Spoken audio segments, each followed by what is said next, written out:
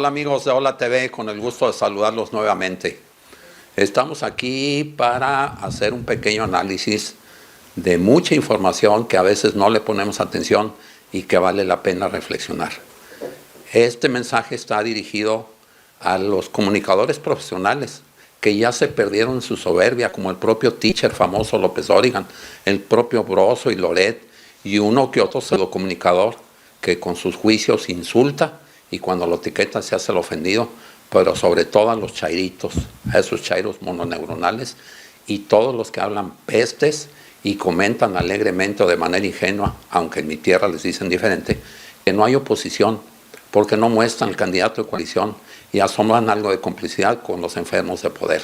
Pongan atención, sin dejar de reconocer que en el pasado hubo quienes muchos se robaron, y no defiendo a nadie, a ningún político, ni a ningún partido. Aquí les dejo esta información, a ver si su limitado cerebro les alcanza para comprender un poquito lo envenenados que están y que repiten como loritos los insultos, excusas, descalificaciones y mentiras emanadas de su falso Mesías.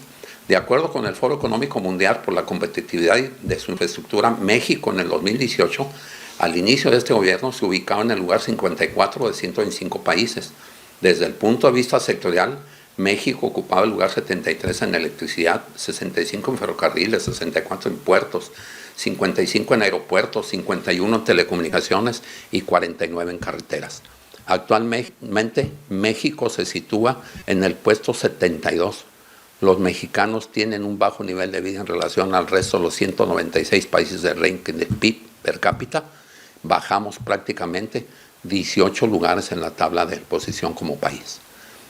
Mencionaremos algunos rumbos.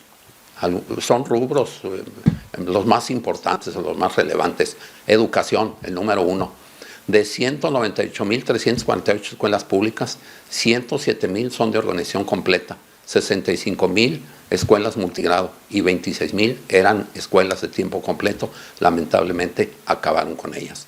La mayor universidad del mundo, la UNAM, tiene más de 360.000 estudiantes matriculados. Es la más grande del mundo. Se fundó en 1551, ganándose el récord por ser la universidad más antigua de América del Norte. En el número 2, la Marina. México tiene 11.500 kilómetros litorales y se extienden 117 puertos marítimos con instalaciones de distintos tipos. Destacan puertos de abrigo, comerciales, industriales, petroleros, pesqueros, turísticos, para fines militares y de seguridad nacional, que conectan con más de 145 países, entre las más grandes potencias del continente asiático, Estados Unidos y toda América Latina. En el número 3, hospitales. Hasta el 2018 hubo un total de 4.909 hospitales registrados en Latinoamérica y la cantidad de hospitales mexicanos fue en aumento desde el 2014, cuando el número ascendía a 4.395 hasta el 2018. Había 514 más. En el número 4, comunicaciones y transportes. La infraestructura ferroviaria en México estaba compuesta por 17.360 kilómetros de vías principales y secundarias, 4.475 kilómetros de vía auxiliar, patios y laderos, 1.555 kilómetros de vías concesionadas. En conjunto suman un total de 23.389 kilómetros de vías operadas. México contó con miles de kilómetros de vías férreas que daban servicio tanto de carga como de pasaje, algunas en desuso, pero ahí están y alguien las construyó, y en su momento infraestructura ferroviaria de relevancia como son terminales prestados de servicio de carga, de servicio auxiliar, de transbordo y trasvase de líquidos, concesionadas, patios, cruces a nivel, estaciones en ciudades, aeropuertos, puertos marítimos y fronterizos que operaban en rutas de los estados de Baja California, Chihuahua, Sinaloa, Ciudad de México, Estado de México, Jalisco y Puebla, y una más en el área del sureste mexicano que fracasó por la falta de demanda y volverá a fracasar por el mismo motivo. Esa red ferroviaria conectaba desde Veracruz y Guerrero a estados productivos del país y hasta la zona fronteriza, Matamoros, Nuevo Laredo, Piedras Negras, Ojinaga, Ciudad Juárez, Nogales y Mexicali, dando servicio de carga y pasaje a su paso en estados intermedios, todos altamente productivos como Jalisco, Sinaloa, Sonora, Estado de México, Guanajuato, etcétera, etcétera. El director de la Dirección General de Seguridad Aérea, publicado por la Agencia Federal de Aviación Civil, AFAC, anteriormente DGAC, reconoce a 76 aeropuertos. En materia de comunicaciones por aire, el nuevo aeropuerto internacional de la Ciudad de México era una ventana de oportunidad enorme para el desarrollo regional de los próximos 60 años. Detonaría la actividad económica, social y urbana de la zona metropolitana para constituirla en un motor de crecimiento. Era la obra de infraestructura más importante de las últimas décadas en México, siendo el único proyecto en América con visión 100% sustentable. Del financiamiento del proyecto, 71,000 millones provenían de la inversión privada, prácticamente 100% del costo. Se podrían potenciar las fortalezas de México y apuntalar para incrementar su relevancia dentro de las economías más importantes del mundo. Con ello, se esperaba que México se convierta en una gran plataforma logística. Sería un potenciador en la economía como el primer generador de empleos en el país, tan solo en la etapa de construcción, 160,000 empleos. Incrementaría la integración de los diferentes mercados regionales al reducirse los costos de conexión entre ellos y con el resto del mundo. Contaba de 2 fases. La primera contaría con una terminal 3 pistas de despegue y aterrizaje con la posibilidad de operaciones simultáneas con una capacidad de atender a 50 millones de pasajeros al año con un promedio de 137,000 diarios y podría realizar 550,000 operaciones en promedio, 1,500 diarias. La segunda fase, 2 terminales y 6 pistas, servicio a 120 millones de pasajeros al año con un promedio de 329,000 diarios. Podrá realizar 1 millón de operaciones al año con un promedio de 2,750 diarias. Al final, sumaría 95 plataformas en contacto y 42 remotas. Comparativamente, actualmente el Aeropuerto Internacional de la Ciudad de México realiza 1,059 operaciones diarias hasta el 2023. El Aeropuerto Internacional Felipe Ángeles cerró su primer año de operaciones con un promedio de 30 vuelos diarios. Compare usted, hasta el momento, y una capacidad de 20 millones de pasajeros al año, si es que se cumple, porque va a la baja, 36 veces menos que el pretendido aeropuerto de Texcoco. La nueva terminal AIFA, que costó 235,000 millones más de lo presupuestado, terminó costando 104,531 millones de pesos en su construcción y del 21 de marzo del 2023 a la fecha se ha mantenido en su operación inicial con los mismos números de vuelos y operaciones. Saque sus cuentas. En números redondos nos ha costado 1,710 millones en pérdidas y para ser rentable el aeródromo requiere 120 operaciones diarias, las cuales equivalen a 5 millones de pasajeros al año. En lo que se refiere al número 5 en infraestructura vial, de un total de 781,000 kilómetros de infraestructura vial en México, 175,000 se identifican como carreteras pavimentadas, mientras que 370,000 kilómetros conforman las carreteras federales. Con un monto de 14,640 millones que incluyen tanto inversión pública como cofinanciamiento en concesiones, este esfuerzo ha permitido que hoy contemos con 334,844 kilómetros de carreteras pavimentadas federales y estatales en el país, así como caminos y brechas rurales. ¿Cuántos kilómetros integran las carreteras y caminos rurales y brechas que permiten la conectividad en México? 9,174 kilómetros en autopistas federales, 85,000 de carreteras estatales, 166,044 de caminos rurales y 74,550 caminos de brechas mejoradas. Implica planeación, construcción, conservación, operación, administración y buen desempeño de la red carretera federal, pero sobre todo recurso económico. Del número 6, agua y drenaje. En México, al 2018, las viviendas con disponibilidad de agua fueron el 95%. El resto se abastecería por acarreo fuera de la vivienda, de llave comunitaria, una pipa, de pozo o de río, entre otras cosas. A nivel nacional, en 1990, el 62% de las viviendas contaba con drenaje. Para el 2005 fue del 85% y en el 2018 se ubicó en el 89%. México tiene más de 3,000 plantas de tratamiento. Un porcentaje importante funciona con los organismos operadores del sistema de saneamiento. Actualmente muchas de ellas en manos del gobierno de los pobres en los últimos 4 años que funcionan mal, operadas por organismos que básicamente están quebrados por mala administración, corrupción, contratación de operadores y administradores ineptos pero honrados y cero inversiones en mantenimiento. En el número 7, energía. Durante el primer semestre del 2018 se generaron 167,893 gigawatts, esto es el 24,12%, y provienen de fuentes limpias. generación mediante recursos no renovables, termoeléctricas, productores independientes de energía que producen la electricidad a un menor costo que el resto del sistema, carboeléctricas o nucleoeléctricas, generación mediante recursos renovables, hidroeléctricas 12.84%, geotermoeléctricas 2.30%, eoloeléctricas 0.04%. Y a octubre del 2018, la CFE producía 44.189 megawatts, mientras que el sector privado producía 24.238, entre productores independientes y los pequeños productores. CFE ciertamente era una empresa productiva con números negros y a favor. Hoy por hoy, la Comisión Federal de Electricidad tuvo una pérdida neta en el 2021 por 106.260 millones de pesos y en el 2022 registró pérdidas por 39.703 millones de pesos, la mayor de su historia. Y este año pinta lo mismo. En el número 8 está el petróleo. Durante enero, Pemex, el gigante mexicano, reportó una producción total con socios de 1.783 millones de barriles diarios de petróleo, crudo y condensado, un repunte mensual de 0.56% o 10.000 barriles diarios. Pemex reportó una utilidad histórica. En el 2018 atribuyó su utilidad neta de 122.494 millones de pesos, su mejor resultado desde el 2004. Plataformas de perforación, centros de almacenamiento de abasto, transporte en oleoducto y terrestres, expendios de combustible, etc. Hoy por hoy, Pemex registró pérdidas por más de 258.000 millones de pérdidas acumuladas hasta finales del 2022. En general, toda la infraestructura en los estados, pasos a nivel, túneles, plantas desalinizadoras, potabilizadoras y de tratamiento de aguas residuales, recolección de basura, rellenos sanitarios, remodelación de malecones, anillos periféricos, libramientos carreteros, edificios públicos, programas de alumbrado. En el gobierno de Felipe Calderón se hizo el mayor decomiso de droga, 22.3 toneladas en el puerto Manzanillo. Se capturaron a grandes capos. Actualmente, ni qué decir.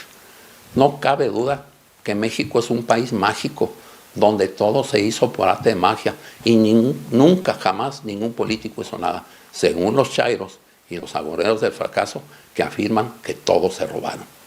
Nuevamente pregunto yo, entonces, ¿de dónde salió toda esa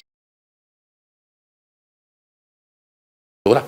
Hagan saber al enfermo de poder que esa sí fue una verdadera transformación, trabajando con inteligencia y sin culpar al pasado, sin lloriqueos, sin evadir responsabilidades, con visión e inteligencia, sin chairos aduladores. Como ejemplo de lo que se hace sin culpar al pasado y sin llorar, y a la vez sin dejar de reconocer los excesos de que fue objeto en su final del porfiriato, el general Porfirio Díaz recibió al país con 800 kilómetros de vías férreas y lo entregó con 20.000. Incrementó de 7.000 a más de 23.000 kilómetros de vías telegráficas. Estableció más de 1.200 oficinas de correos, trajo a México el teléfono y la electricidad, fundó escuelas y la universidad más grande del mundo, la UNAM, hospitales y museos. Construyó la infraestructura para el desarrollo de México. Fue progresista al expedir un decreto que reconoció el derecho de las mujeres a estudiar medicina. De 1876 a 1911, Porfirio Díaz edificó un régimen que llevó a México hacia una modernización económica basada en la explotación estricta de recursos naturales, una nueva economía de mercado influida por las finanzas internacionales, las comunicaciones masivas, el desarrollo industrial, comercial, etcétera, etcétera. Todo se realizó con mano de obra de mexicanos, obreros, trabajadores, profesionistas, trabajando con libertad, recibiendo una remuneración económica de acuerdo a su labor, por supuesto, la que cada uno sabía desarrollar. Ese sí sabía ser presidente. El 15 de septiembre es aniversario de su nacimiento. Honor a quien honor merece. Valga la comparación, mientras esto sucedía en México, en los Estados Unidos, lo mismo que en las colonias británicas, prevalecía la explotación y esclavitud sistemática y perversa de nativos africanos. Nuestro país vecino salía de 282 años de esclavitud, de 1619 a 1901, donde el 65% de la raza de color eran explotados en 15 estados. La red ferroviaria, presas y mucha de su infraestructura, de la que ahora se ufanan y se declaran orgullosos los norteamericanos, fue creada con la explotación inhumana de 219 millones de hombres de color y la muerte de 38 millones de esclavos a manos de explotadores.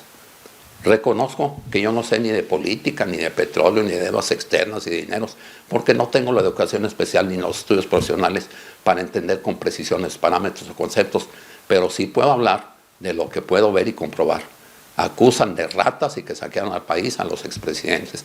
Entonces me pregunto, si eran tan malos, ¿por qué de ellos vi lo siguiente? Uno, vi cómo se construyeron nuevas carreteras por todo el país, puentes impresionantes, facilitando el comercio a millones. Vi cómo millones de mexicanos ahora tenían acceso a bienes y servicios que antes eran solo para ricos: autos, televisores, estéreos, microondas, computadoras, celulares, videos, cámaras, cocinas integrales, viajes a Cancún, etc. Vi cómo Reforma y otras zonas de México creció con grandes edificios modernos que significaban millones de empleos. Vi cómo expresidentes pusieron comedores comunitarios, apoyo a las mujeres maltratadas, guarderías, apoyo a niños superdotados, becas al extranjero, programa paisana, apoyo al cine, teatro, cultura, programa Procampo, entre otros. Vi cómo en México había miles de centros comerciales por todo el país, señal de buena economía y una sociedad que puede pagar bienestar y hasta unos lujos con los salarios de los empleados. Vi cómo la gente se esfuerza y trabaja, empresarios, empleos, comerciantes, profesionistas salen adelante y crean su propia riqueza. Ganaban menos los menos preparados, ciertamente, pero no se premiaba a los flojos. No sé cuánto se robaron ni qué robaron los expresidentes, pero sí teníamos todo eso. Pues entonces no son tan malos como dicen. De hecho, tenían puntos buenos. México se veía como una economía emergente y estuvimos a punto de tener un aeropuerto de primer mundo, creando miles de empleos. Ahora, con el inquilino de Palacio, enfermo de poder, que dice que muy honesto, no hay medicinas, veo niños muriendo por la falta de quimioterapias, empresas que se van de México creando más pobres y más desempleo, que ya no hay guarderías, que no hay comedores comunitarios, que no hay apoyo a la mujer y demás servicios que antes sí teníamos. Y por supuesto, nunca había una ley de amnistía que permitiera solo a los pobres no ser castigados ni perseguidos o sancionados por la ley cuando roban menos de 50,000 pesos, su famosa ley de amnistía. Yo no apoyo un remedio de presidente. Los hechos me dicen que no funciona, que no sirve, y solo se pasa dando excusas y culpando a los anteriores. Si nos asomamos al pasado, cada gestión buscaba crear instituciones, y ahí están. Cárdenas creó el Instituto Politécnico Nacional, el Colegio de México, el Instituto Nacional de Antropología e Historia. Ávila Camacho, el IMSS, el Colegio Nacional. Miguel Alemán legisló sobre el voto de las mujeres, estableció el Instituto Nacional de Bellas Artes, el Instituto Nacional de la Juventud, el Indigenista y el de la Investigación Científica. Ruiz Cortines fundó el Consejo Nacional Técnico de la Educación y fortaleció el Instituto Politécnico Nacional. López Mateos creó el ISSSTE, impulsó los libros de texto gratuitos, la industria eléctrica nacional, el Museo de Antropología. Díaz Ordaz impulsó el Instituto Mexicano del Petróleo y la primera línea del metro. Echeverría impulsó los puertos, creó el Infonavit, el Instituto Mexicano de Comercio Exterior, la UNAM, la Profeco, el FONACOT, el CONACYT. López Portillo impulsó la Ley de Organizaciones Políticas y Procesos Electorales, que abrió la puerta a la pluralidad política. En 1977 expidió la ley cuya principal aportación fue permitir el ingreso a la vida institucional de fuerzas políticas que no estaban incluidas y propiciar su representación en los órganos legislativos. De la Madrid creó el Instituto Mexicano de la Radio, el Instituto Mexicano de Cinematografía, organismo público descentralizado que impulsa el desarrollo de la actividad cinematográfica nacional y a través del apoyo a la producción, el estímulo a creadores, el fomento industrial y la promoción, distribución, difusión y divulgación del cine mexicano. Imevisión, un año preescolar, la Secretaría de Turismo, la Comisión de Estudios del Territorio Nacional, el Grupo Contadora. Salinas logró el Tratado de Libre Comercio, creando miles de empleos bien pagados, lo que cambió el rumbo de México y modificó el artículo 3 de la Constitución Política de los Estados Unidos Mexicanos y una nueva Ley General de Educación. Legisló la autonomía de Báxico y la Comisión Nacional de Derechos Humanos. Cedillo dio autonomía al IFE, impulsó la flotación del peso, el Tratado de Libre Comercio con Europa, la Comisión Nacional de Arbitraje Médico y evitó el encarecimiento de los servicios de salud. Dio vida a la nueva etapa del Supremo Tribunal de Justicia de la Nación. Fox creó el IFAI, hoy INAI, y consiguió el mandato constitucional para el establecimiento de institutos locales de transparencia, también el Ceneval, y amplió el preescolar. Cumplió la meta de otorgar 3 millones de créditos para vivienda durante su sexenio. Calderón entregó 1.100 nuevos planteles de educación media superior, impulsó una reforma fiscal y consolidó el sistema de pensiones para adultos mayores.